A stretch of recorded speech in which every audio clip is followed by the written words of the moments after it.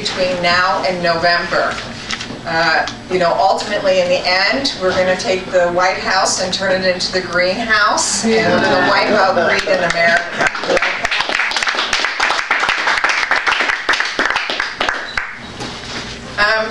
I got my start in politics long time ago. I grew up in a household where my mother was a victim of domestic violence, and I spent most of my childhood in and out of different institutions because during that period in history they didn't have battered women's shelters. And so my journey began at a very young age, really understanding injustice. Because I think probably one of the worst things that can ever happen to any adult in this country or any place else is to experience a separation from your mother or your father and to be raised in various different institutions, especially when there was no reason for it. So, that was one of my big first markers in my life, and then later I experienced the serious consequences of what it meant to not have health care in this country.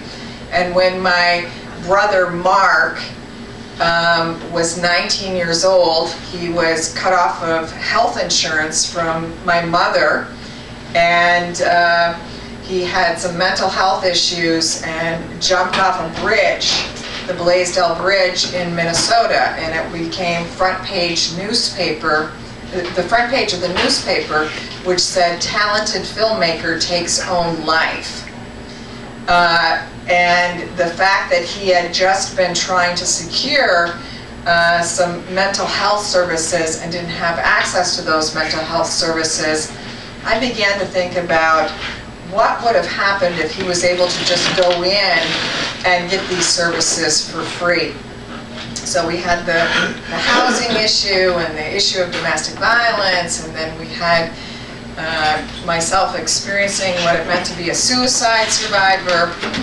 And then the big whammy happened, which is I became a mother and gave birth to a child.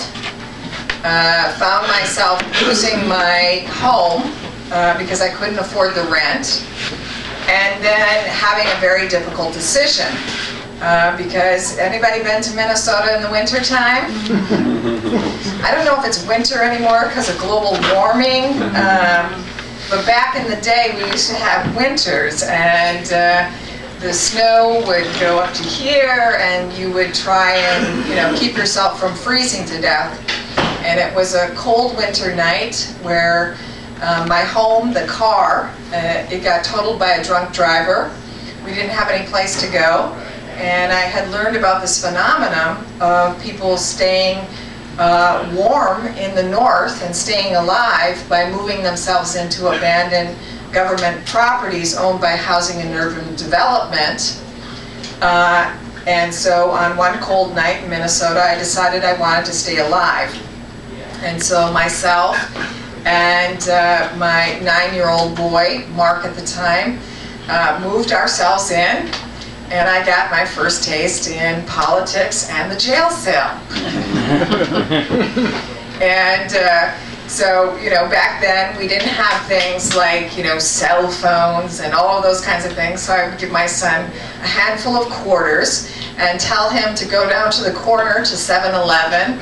And if the police came for me, that he had to go down to the store and call one of my friends and tell them to come pick him up. And so I began the process of trying to make a statement around the fact that if somebody could just tell me where I could go, where I could afford to live, because growing up as a child and being taken from my mother, I didn't want my son to be taken from me. And I understood the importance of staying together as a family. I didn't care if I lived wherever. I just knew the consequences of being taken from somebody that you love so much. So I began the process of going to jail anywhere up to 2 or 3 times on a daily basis, where they would come and this is back in the day where they do things like they'd give you citations. It was similar to like spitting on the sidewalk or whatever. This was before the militarization of the police, which we have now. And then I would get out and hold a press conference in front of the house and say, if anybody can tell me where I can go with my son and stay safe and be a good mother and keep ourselves from freezing to death with the little bit of the money that I have, I will gladly go there. And so I didn't know it, but I was beginning to get exposed to the politics of housing.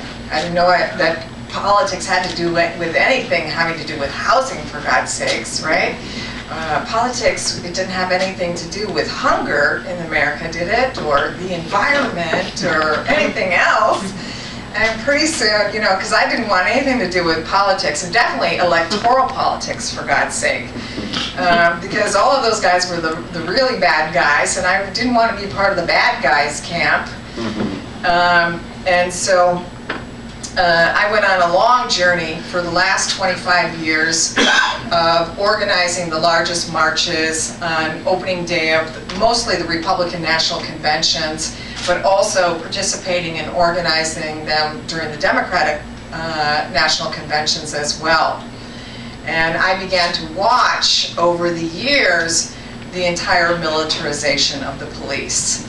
And each year, every 4 years, it would get scarier because they would come up with new scary devices and new ways to spy on you. And the last one was in Minnesota, and we were planning things in my sister's home, and we were sitting there, and we would hear various different sounds on the phone and that kind of stuff, and we would say, "Oh my God, they're listening in," and then we had to grow up and realize, like, what do you mean they're listening in? I mean, after the Republican National Convention was over, they put in the newspaper that they were just taking satellite photos from the top of our home. They didn't have to, do the thing where they're listening in on the phone or they've got some kind of spy in the room. They had the kind of technology to basically monitor everything it was that we were engaged in and everything that we were doing. As the years have gone on, and I have traveled across the entire country, participated with families fighting to hold on to their cottages after losing them in New Orleans and in Mississippi, from watching the demolition of public housing in all the various different areas of the country, to watching what's happening to our environment, knowing that Kensington, where I live, is just normal for women to have miscarriages and to have a whole, it's like we have an asthma room in our emergency room because everybody just goes to the asthma room because you can't breathe anymore. Things have gotten so much, have gotten to the most inhumane conditions that you can possibly believe. So this morning when I, popped on my television, because this new process that I'm going through right now where I have these briefings every morning about what's happening not just in the country but around the world, and I have to be ready to be able to respond to these various different things that are taking place. I turned on the television and I saw some of the most devastating information in my life. Do you know what it was? No. Can you say his name?